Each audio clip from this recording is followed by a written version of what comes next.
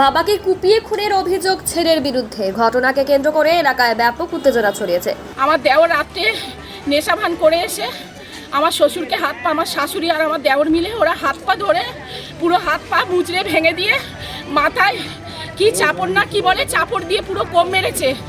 দক্ষিণ 24 পরগনার ক্যানিংয়ের কুমারশাপাড়ার ঘটনা। মৃতের নাম ইয়ার আলী মোল্লা, বয়স 68।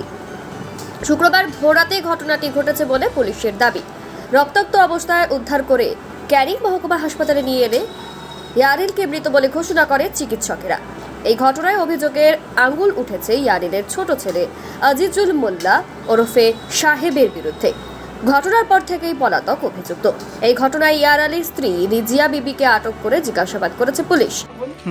ওনার দুটো ছেলে, ছোট ছেলেটা মাল ফাল খেয়েছে, ওর বাবাকে ধরে চাপড় দিয়ে কুড়ুল দিয়ে ওকে খুন করেছে। ওর বাবা এখানেই মরে গেছিল। পাশাপাশি ঘটনাস্থল থেকে বেশ কিছু সামগ্রী প্রমাণ স্বরূপ উদ্ধার করেছে পুলিশ।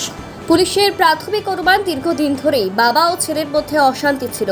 মাঝে মধ্যেই সম্পত্তি ছেলের নামে লিখে দেওয়ার জন্য জোর করত ইয়ারিলকে। সে বিষয়টি রাজি না হওয়ায় তাকে ধারালো অস্ত্র দিয়ে কুপিয়ে খুন করা হয়েছে বলেই অনুমান। ঘটনাস্থল থেকে চপার উদ্ধার করেছে পুলিশ। এ বিষয়ে মৃতের এক আত্মীয় তিনি জানান, বাড়ি ক্যানিং কুমারশাপাড়া। আমার শ্বশুর খুব ভালো মানুষ। আমার স্বামী আর আমি রাত্রে আমরা ঘুমাচ্ছি। আমার দেওর রাত্রে নেশা ভান করে এসে আমার শ্বশুরকে হাত পা, আমার শাশুড়ি আর আমার দেওর মিলে ওরা হাত পা ধরে পুরো হাত পা মুচড়ে ভেঙে দিয়ে মাথায় কি চাপড় না কি বলে চাপড় দিয়ে পুরো কোপ মেরেছে। আমাদেরকে প্রথমে মারবে বলে ওখানে করছে, পাড়া প্রতিবেশী সবাই সাক্ষী দেবে। সবার ঘরে গিয়ে রাতে দরজা টরজা ধাক্কা দিয়েছে, ওকে খুঁজে পাইনি। তারপর আমার স্বামীকে মারতে গেছে, আমার স্বামী আমরা লুকিয়ে গেছি, ওনাকে পাইনি বলে। তারপর আমার শ্বশুর আমাদের খুব ভালোবাসে ওই মানুষটা, আমার শ্বশুরকে গিয়ে হাত পা ভেঙে আমার শ্বশুর হাত পা ভেঙে দিয়েছে। তারপরে চাপড় দিয়ে পুরো মাথায় কোপ মেরেছে। ক্যানিং হসপিটালে আমার দেওর, ওর নাম আজিজুল মোল্লা, ও ক্যানিং হসপিটালে ভর্তি করেছি। আমার শ্বশুর 10-5 মিনিটের মধ্যে এনেছি, মারা গেছে। ওর রাগটা হলো জায়গা জায়গা নিয়ে বলো না, তারপরে জায়গা জায়গা নিয়ে আমাদেরকে খুঁজছে, মারবে। হ্যাঁ, আমার শ্বশুর আমাদেরকে খুব ভালোবাসে। ওই জায়গা জায়গা নিয়ে আমার শ্বশুর আমাদেরকে ভালোবাসে। আমাদের কাছে উনি থাকেন, খাওয়া দাওয়া করে। সেই কারণে ওনার প্রতি হিংসা, আমাদেরকে কেন উনি ভালোবাসে সেই কারণে এসে রাত্রিবেলা আমাদেরকে পাইনি, আমার শ্বশুরকে কুপিয়ে দিয়েছে। পাড়া প্রতিবেশী ওখানে সবাই সাক্ষী আছে, সবাই দেখেছে। কি চাইছেন এখন? আমি চাইছি ওর শাস্তি হোক, আমার শাশুড়ির শাস্তি হোক। আমি শাস্তি চাই ওদের।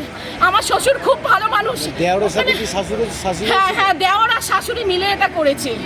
দেওর শাশুড়ি মিলে করেছে। আমি চাই ওদের শাস্তি হোক, ওদেরকে শাস্তি দিক। আমার দেওর শাশুড়ি মিলেই ওরা করেছে। পাড়া প্রতিবেশী সবাই সাক্ষী দেবে। আমরা মিথ্যে যদি বলি, পাড়া প্রতিবেশী সবাই সাক্ষী আছে। আপনার শ্বশুর কি আপনাদেরকে ভালোবাসতে? হ্যাঁ, আমাদেরকে ভালোবাসে। আমাদেরকে বলেছে আমাদের কাছে থাকে, আমাদেরকে জায়গা ভাগ করে দেওয়ার কথা আছে, যে তুমি আমার বড় ছেলে একদিকে থাকবে, আমার দেওরকে একদিকে রাখবে। এবার আমরা ওই বাড়িতে কিছুদিন যাই না, আমার মা মারা গেছে, যা আশা করি না। আমরা যেই যাওয়া আসা করছি ওখানে, সঙ্গে সঙ্গে আমার স্বামীকে মারতেছে। আমার স্বামীকে পাইনি, তারপর আমার শ্বশুরকে মেরে দিয়েছে। নাম কি? আমার শ্বশুরের নাম ইয়ার আলী মোল্লা। কি নাম আপনার? আমার নাম রমা বর্মন। কে হন আপনি? আমি বৌমা। ওনার দুটো ছেলে, ছোট ছেলেটা মাল ফাল খেয়েছে, ওর বাবাকে ধরে চাপড় দিয়ে কুড়ুল দিয়ে ওকে খুন করেছে। ওর বাবা এখানেই মরে গেছিল। তারপর হসপিটালে নিয়ে গেছে। হাতে পায়ে দড়ি বেঁধেছে। মূলত কি কারণে এই ঝামেলা? কি কারণে ওটা বলতে পারবো না স্যার।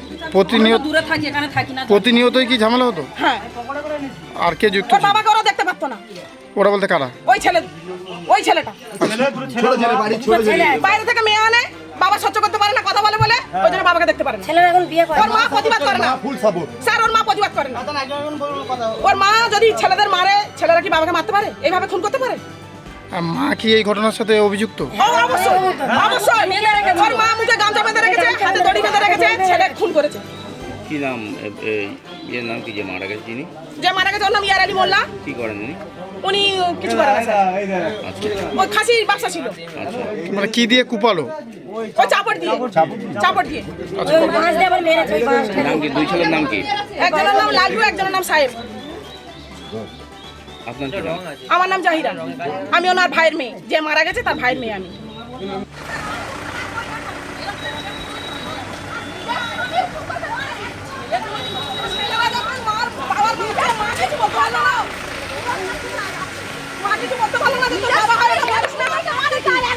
একদম ফাঁসি একদম ফাঁসি এই চাবি দিচ্ছ ওখানে চ এই যায় না বাড়ি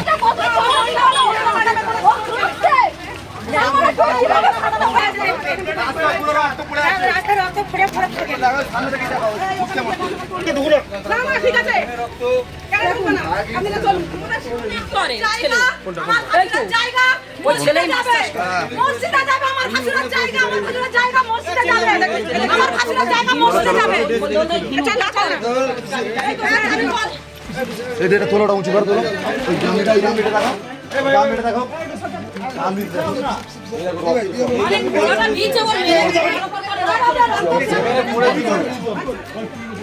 মেরে এখানে ফেলেছিল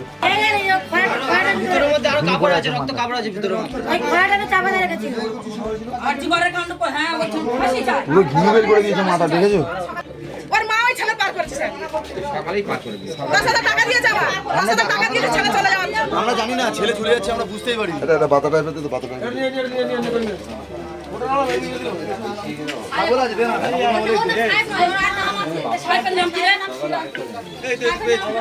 আরে পাতলা দেখো অত বড় এটা হবে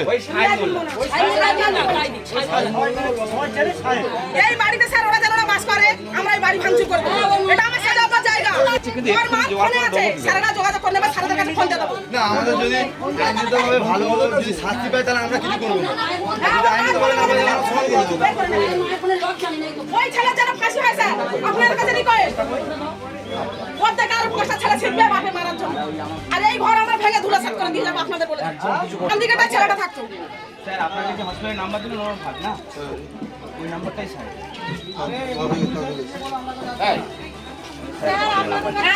ওই মালদা ছেলেটা হ্যাঁ তাহলে ঠিক আছে ওই ছেলের ফাঁসি চাই স্যার ওই ছেলের ফাঁসি যেন হয় ফাঁসি চাই ওই ছেলের আমরা ফাঁসি চাই নাম্বারটা তো পেয়ে গেছে মোবাইল অনেকবার মেরেছে আমরা কোনোদিন প্রতিবাদ করিনি এসে থেকে ডেকে নিয়ে চলে যেতাম অনেকবার মেরেছে এমনকি গলা টিপে ধরেছে আমার সাথে পায়খানা করে ফেলেছিল তবু আমরা প্রতিবাদ করে নিয়ে থেকে দিয়ে চলে গেছি এই পায়খানা রক্ত দিয়ে তারপর এই বড় বড় এরকম নিয়ম ছিল ওখানে মাধ্যম করছে সবাইকে পাড়া প্রতিবাসী সারা রাত জেগে তারপরে আমার বড় আর আমরা ঘুমাচ্ছি আমরা বলি কি যাবে না সামনে ওইসব কর্মওয়া ছুটছে এবার কি করলাম আমার ভাইকে আমার ভাই তাড়াতাড়ি আইন হলে আমাদের মেরে দেবে সঙ্গে সঙ্গে ভাই আসলে পাড়া প্রতিবাসী সবাই ওকে উঠে খুঁজছে ওকে ধর ওখান থেকে পুকুরে সাদরে পালাচ্ছে তো মাটা ওখানে সবাই সাক্ষী দেবে যারা দেখেছে বলে আমি বলি চলো থানায় যাই হ্যাঁ নইলে এত মার্ডার করে দেবে যা করছে পাড়া প্রতিবাসী বলে হ্যাঁ তোমরা সকালে থানায় যাবে একটা পার্টির লোক ছিল ওনাকে ফোন করে আমরা বললাম বলুদা এরকমভাবে এত অত্যাচার করছে দেখো না মার্ডার টাডার না করে দেয় ভয় লাগছে ওনাকে দেখতে